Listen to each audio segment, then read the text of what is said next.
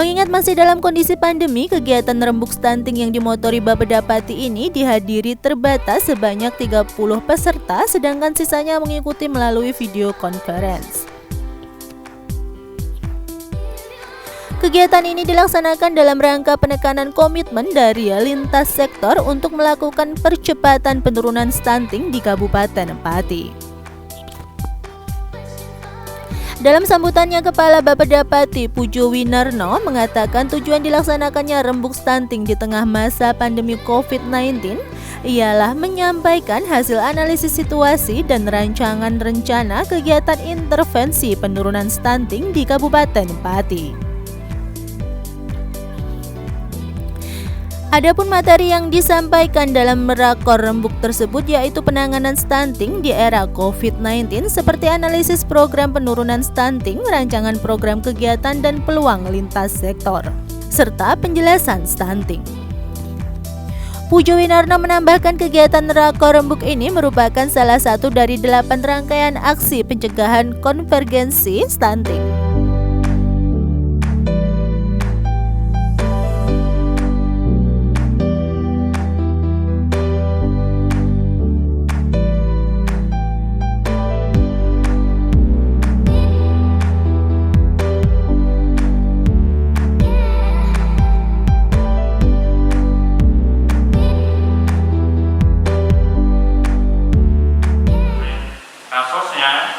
Di tahun 2018 itu masih cukup tinggi. Jadi kenapa Kabupaten Pati prevalensinya 38,5%?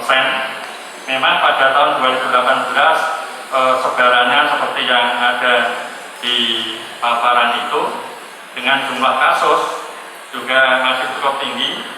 Dari 12 kasus yang ada, paling tinggi ada di Desa Klakakasian 186.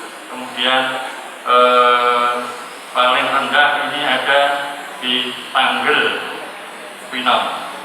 Kemudian di tahun 2019, alhamdulillah dari masing-masing desa tersebut mengalami penurunan yang cukup signifikan. Jadi sebagai contoh, Klakakasian Gembong yang semula 186 kasus menjadi hanya 42 kasus. Demikian desa-desa yang lain rata-rata mengalami penurunan, termasuk Tanggel Winong yang semula 18 di tahun 2019 sesuai dengan data yang ada di DKK tinggal 4 kasus.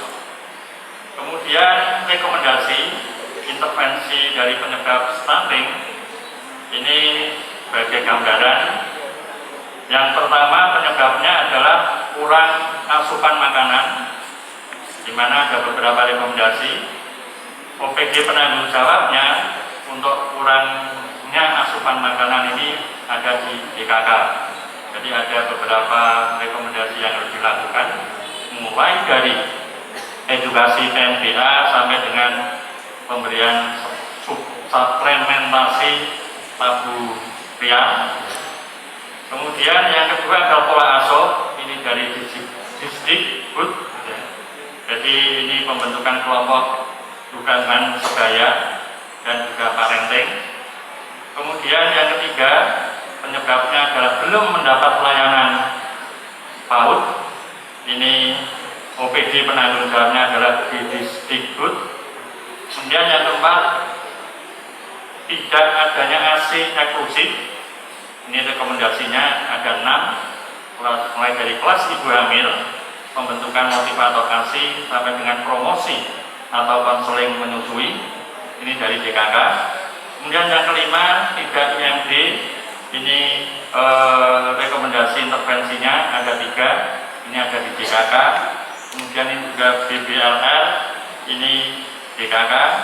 Kemudian yang ketujuh, sanitasi, berkaitan dengan sanitasi, ini Dinas Kesehatan dan DPU. Kemudian yang kedelapan adalah ibu hamil karena anemia, ini juga DKK. Kemudian yang kesembilan, ibu hamil pre-reklamasi, ini ada 7 rekomendasinya, ini di DKK. Kemudian yang ke-10, ibu hamil KEK, ini DKK. Kemudian yang 11 rumah tangga miskin belum mendapat jaminan, ini perlu bantuan sosial, ini Dinas Sosial P3 AKB. Yang ke-12 kesehatan memasukkan pada jaminan kesehatan, ini adalah juga Dinas Sosial P3 AKB. Dan kemudian yang ke-13 ini berkaitan dengan pemanfaatan kalangan.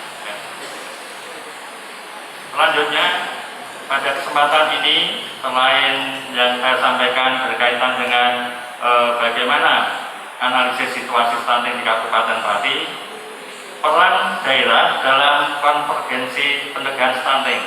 Jadi ini nanti akan kami sampaikan peran dari masing-masing OPD melakukan apa dan kemudian program-program kegiatan apa yang perlu dilakukan. Jadi ada 5 pilar dalam hal perencanaan stunting. Pilar yang pertama adalah komitmen dan visi pimpinan daerah. Komitmen ini sudah ditandatangani beliau Pak Bupati pada saat rakor pencegahan stunting di Bappenas pada waktu tahun 2019 yang lalu. Kemudian pilar yang kedua, kampanye nasional berfokus pada pemahaman, perubahan perilaku, komitmen politik, dan akuntabilitas. Kemudian pilar yang ketiga, konvergensi, koordinasi, dan konsolidasi program nasional daerah dan masyarakat. Kemudian pilar yang keempat, mendorong kebijakan nutritional food security, jadi pangan yang aman.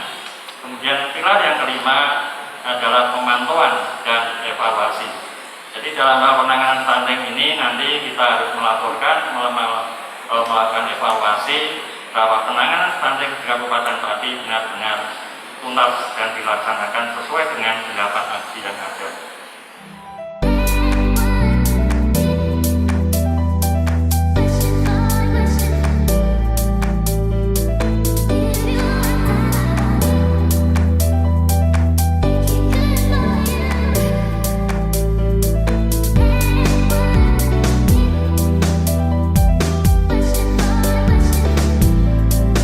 Sementara itu dalam arahannya, Bupati Pati Haryanto mengatakan bahwa rakor rembuk ini digelar dalam rangka menindaklanjuti berbagai pertemuan pembahasan penurunan stunting yang selama ini telah dilaksanakan. Untuk hasil yang telah ditemukan di lapangan, menurut Bupati, pihaknya berhasil menekan angka stunting hingga 4,8%. Meski Kabupaten Pati penanganannya lebih baik dibanding dengan daerah lain, namun Bupati berharap upaya percepatan penurunan stunting yang dilakukan tidak berhenti begitu saja.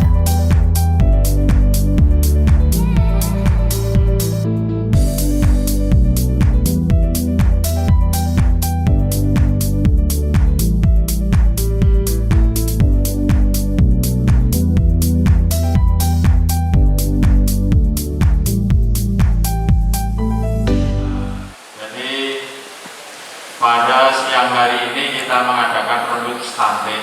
Ini bukan yang pertama kita mengadakan pertemuan-pertemuan, tetapi untuk kaitannya dengan rembuk stunting yang nanti ditindaklanjuti dengan pernyataan sikap itu semenjak pada bulan April 2019 kami pernah menghadiri bersama Kepala Bapeda Dinas Kesehatan di Jakarta pada saat itu, yang tentunya pada saat itu kami menerima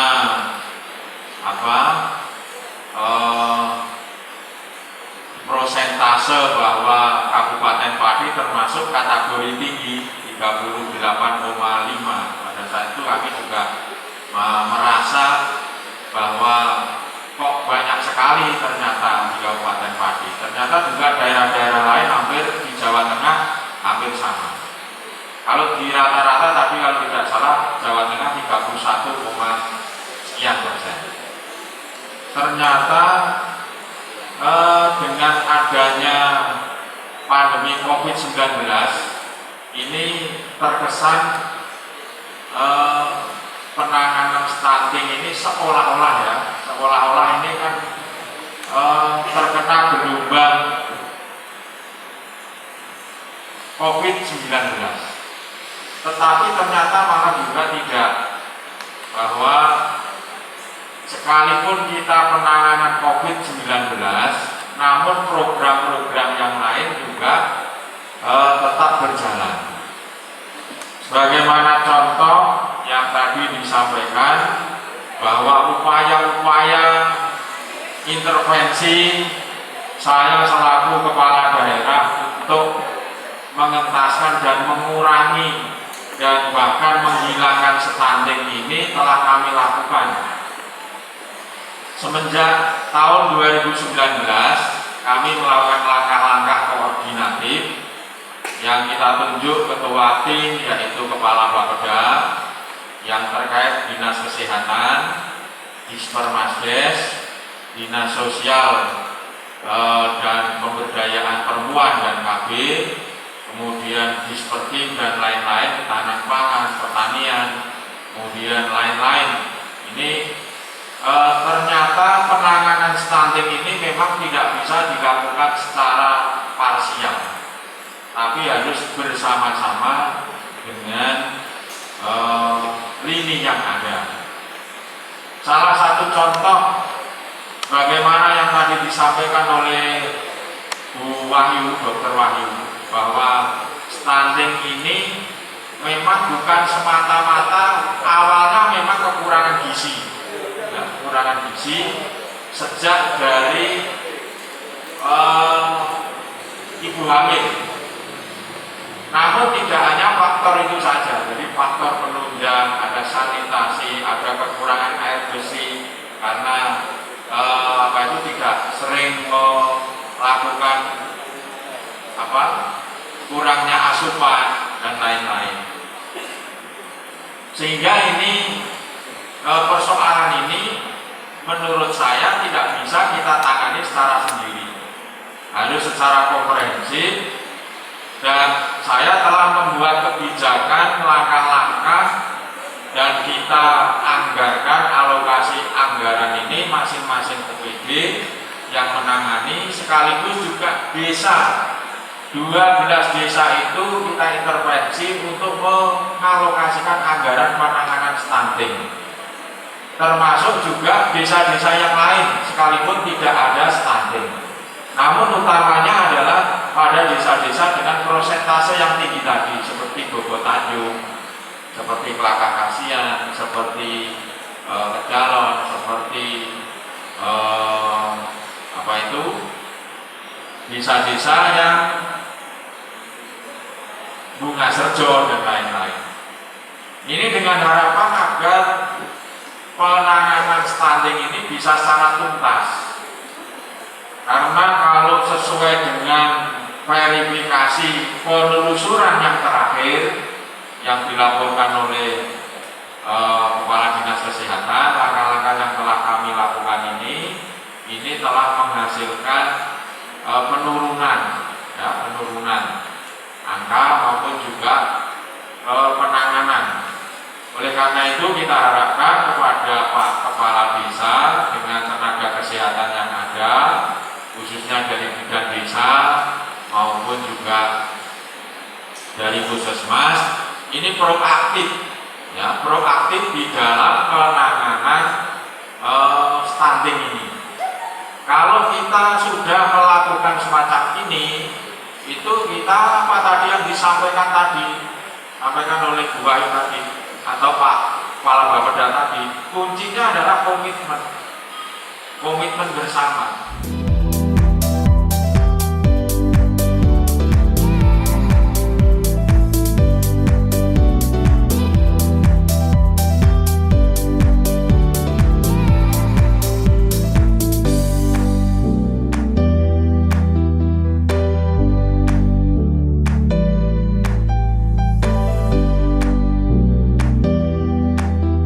Meski progresnya sangat signifikan, semua pihak telah menyepakati komitmen bersama dalam percepatan penurunan stunting di Kabupaten Pati.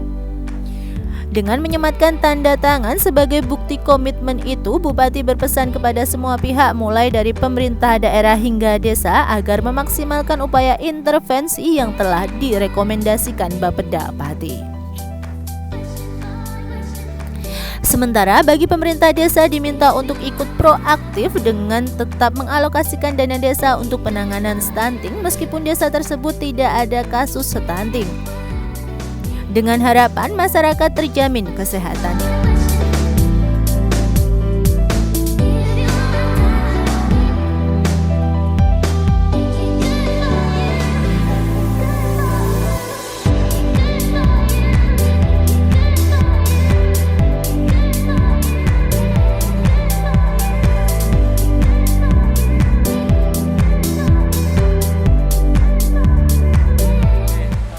Untuk penanganan stunting itu, kalau hari ini ada rembuk stunting itu kan dalam rangka menindaklanjuti pertemuan-pertemuan dan kegiatan-kegiatan yang sudah kita lakukan kemarin.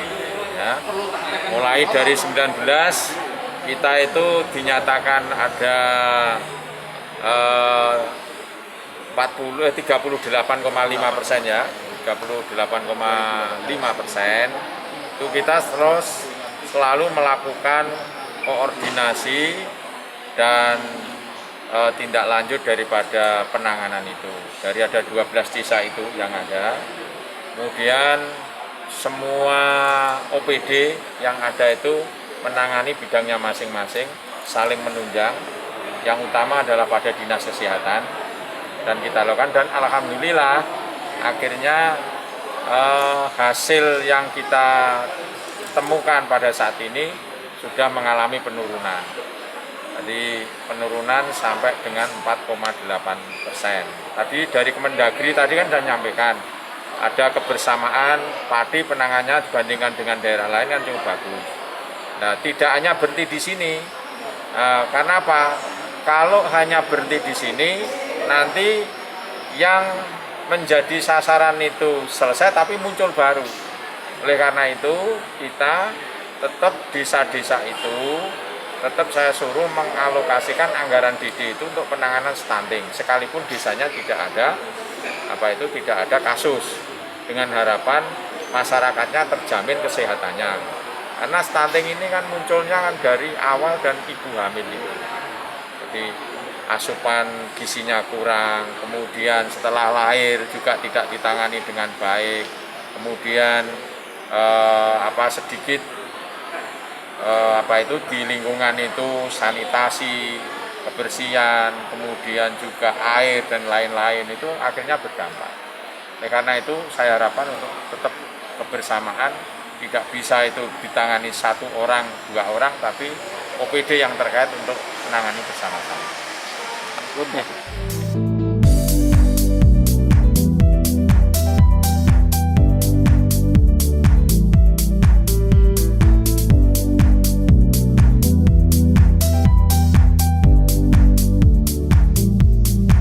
Untuk diketahui bahwa desa-desa yang menjadi lokus penanganan diantaranya ialah Desa Bogo Tanjung, Mulyoharjo, Langgenharjo, Bungasrejo, Kelakah Kasian, Karangrejo, Mantingan, dan seterusnya. Dengan demikian, guna mengatasi stunting tersebut tidak dapat dilakukan secara sendiri-sendiri, melainkan dengan kebersamaan oleh semua pihak. Oksanurajai, Simpang 5 TV melaporkan.